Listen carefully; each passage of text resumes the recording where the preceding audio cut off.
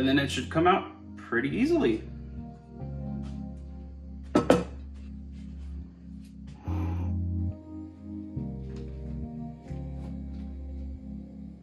Hola, my name is Esteban. Welcome to Mi Cocina. Today I'm going to be showing you how to make the Dulce de Leche Chocoflan from my new cookbook, Chicano Eats, Recipes from My Mexican-American Kitchen. And if you're not familiar with the Chocoflan, it's essentially a cake that's comprised of two different layers. On the bottom, you have a really moist chocolate cake, and then on the top, you have a really silky smooth Dulce de Leche flan. Sometimes it's referred to as el pastel imposible, the impossible cake, or el pastel mágico, the magic cake. And that's because you'll see once we start building it, the chocolate cake batter is gonna go on first, and then we're gonna ladle the flan on top of that, and while it bakes, they're actually gonna swap places.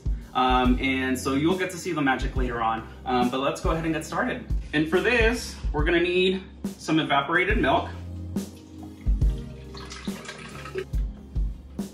And then we're gonna add a little bit of vanilla extract. And then I already have some salt on here, and then I'm gonna add some cream cheese. The cream cheese is just gonna make sure that we have a really silky smooth flan at the very end. And then, last but not least, I'm gonna be adding our Dulce de Leche. And if you happen to have cajeta on hand, go ahead and use that. The only difference between Dulce de Leche and cajeta is that Dulce de Leche is made from cow's milk, and cajeta is made from goat's milk. I used to love eating cajeta by the spoonfuls when I was a kid, and my mom used to tease me and say that cajeta was made from leche de burra, which means donkey's milk, but that never stopped me from eating it. So most of it's in there. There we go. And then we're gonna go ahead and blend this for about 20 to 30 seconds. Ooh, set this guy over here. We're gonna blend this for about 20 to 30 seconds just until everything is smooth.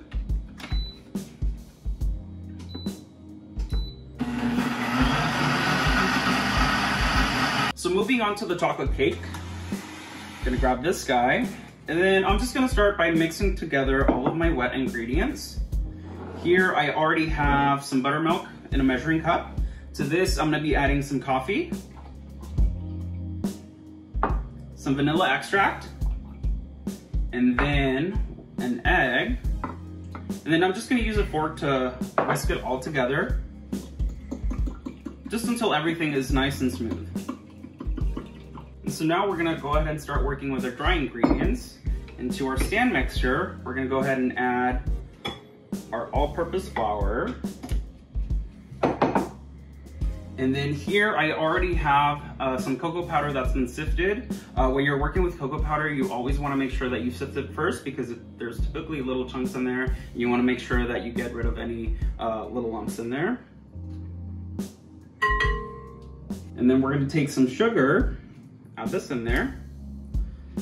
And then here I do have some kosher salt, some ground cinnamon, some baking soda, and some baking powder. We're gonna add this in there, just make sure everything is in there. And then I'm gonna bring this down, and then I'm just gonna give it a mix on the low setting for a few seconds just to make sure that everything is thoroughly combined. Now we're gonna take our butter, we're gonna add this in there, and then we're gonna go ahead and start slow, and then we're gonna bump it up, letting it mix for about a minute at medium, just until it resembles the texture of like wet sand.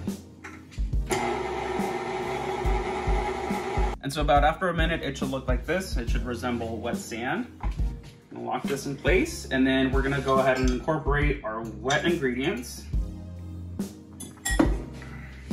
We're gonna set this on our low speed.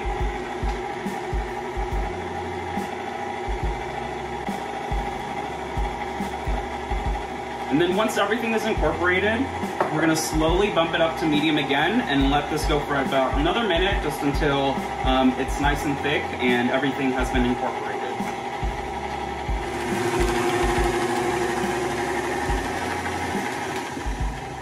Okay, so now the cake batter is done.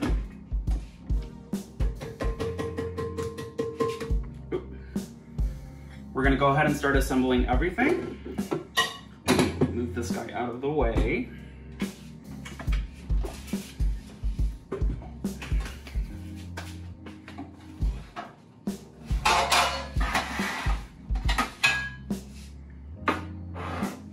Okay, so here I have a 10-cup bundt pan that I'm gonna be using.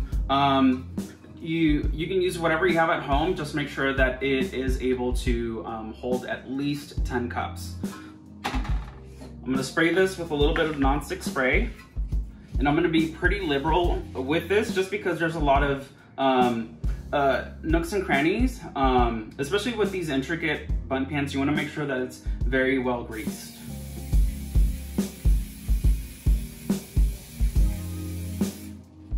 Okay, and then I'm also going to be spraying down a piece of foil that's going to go on top of it, and this is just going to ensure that the cake doesn't stick.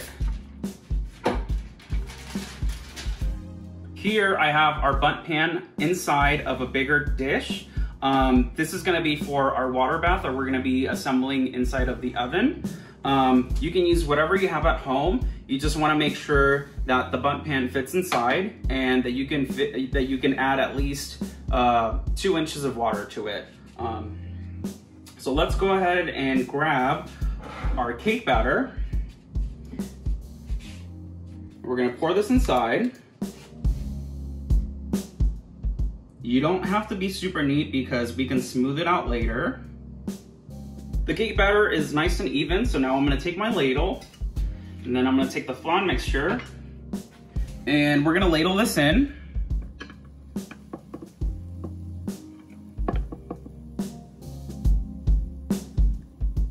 And we're ladling it in to make sure that it doesn't disturb the chocolate cake batter. Nice and slow. There we go. And we're gonna take our foil and we're gonna place it on top. Okay, so now that the foil is on greased side down, we're gonna go ahead and take this over to the oven. The oven has been preheating at 300 degrees.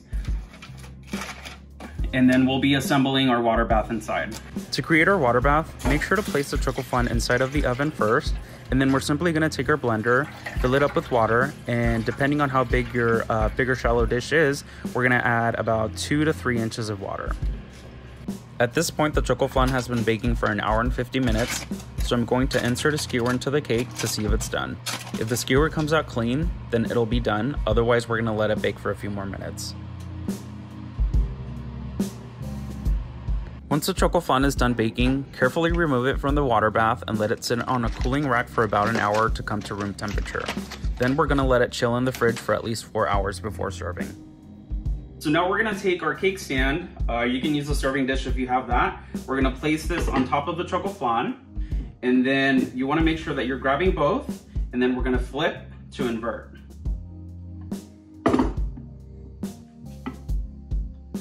And then it should come out pretty easily.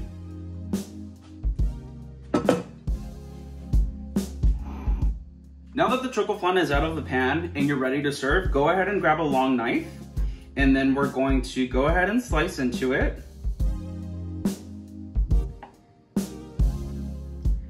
And then here I just have a towel to make sure that I'm cleaning my blade in between slices to make sure that we get a nice clean cut.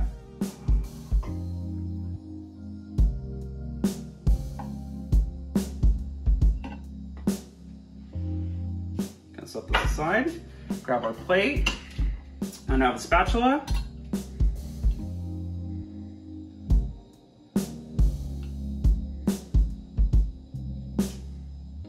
Look at that.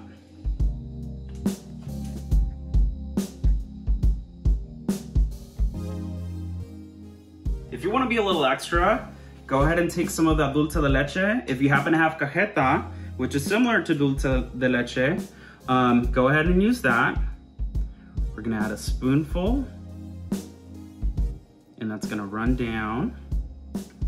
And then we're gonna take some chopped walnuts and just sprinkle those on top. And there you go.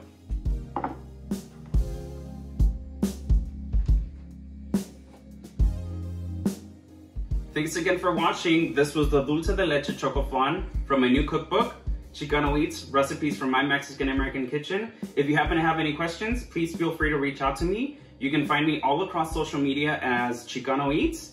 And for the full recipe, make sure to visit the Food 52 website. Thanks again.